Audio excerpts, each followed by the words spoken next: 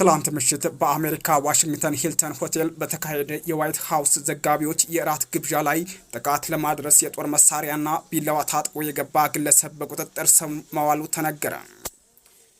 በምሽቱ እራት ግብዣ የአሜሪካው ፕሬዝዳንት ዶናልድ ትራምፕ እና በርካታ የአሜሪካ ከፍተኛ ባለስልጣናት የተገኙበት ነበር። ፕሬዝዳንት ዶናልድ ትራምፕ ምንም ጉዳት ሳይደርስባቸው በፍጥነት ከአዳራሹ መውጣታቸውም ታውቋል። እንግዶች በጠረጴዛው ስር የተሸሸጉ ሲሆን እያንዳንዱ ዝግጅት ከተካሄደበት የዋሽንግተን ሂልተን የውጭ ተኩስ ድምፅ እንደሰሙ ተናግረዋል። አንድ የፖሊስ አባል የጥይት መከላከያው ላይ ቢመታም በጥሩ ሁኔታ ይገኛል ብለዋል። ተጠርጣሪው ኮል ቶማስ አለን የተባለ የ31 ዓመት ሰው እንደሆነ ይፋ የተደረገ ሲሆን ትራምፕ የታመመ ሰው ሲሉ ገልጸውታል።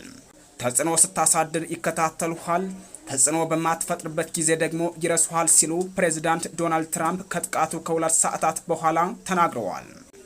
እራት ግብዣው ላይ ፕሬዝዳንት ዶናልድ ትራምፕ፣ ምክትል ፕሬዝዳንት ጄዲ ቫንስ እና ሌሎች በርካታ የትራምፕ አስተዳደር ባለስልጣናት ተገኝተው ነበር።